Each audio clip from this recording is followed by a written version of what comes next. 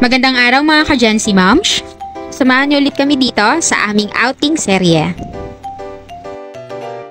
Nag-stop muna kami dito sa entrance. Malapit na tupakin ng isang bata dito kaya naman buti na lang nakapag-picture kami with bracelet. Ito yung ticket sa entrance.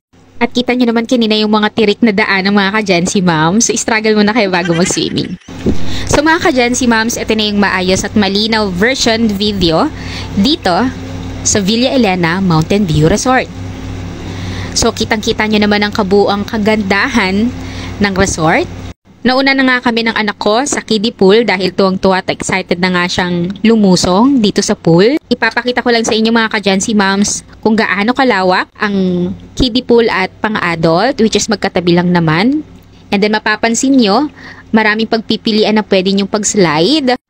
Pero ingat lang din po sa pag-slide, lalo na sa mga bata. So papunta po ako dito ngayon sa tent dahil nagpalagay na nga ang aking anak at napagod na. Maya-maya lang din ay nakatulog na siya at nakakain na ako dito.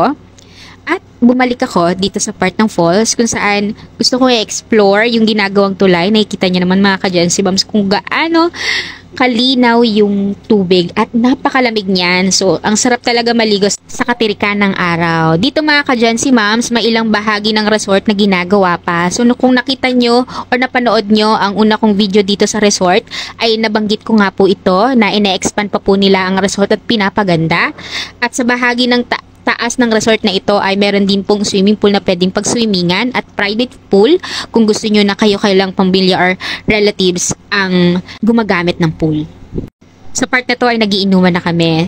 Then mga ka-Gen-Z Moms, pwede rin kayo manghiram ng mga kagamitan na wala kayo o kulang, lalo na sa pagbabarbecue, nang wala pong bayad. So manghiram lang kayo sa mga staff na napakababait at pwede rin po ditong birthday event, wedding event o kahit anong event.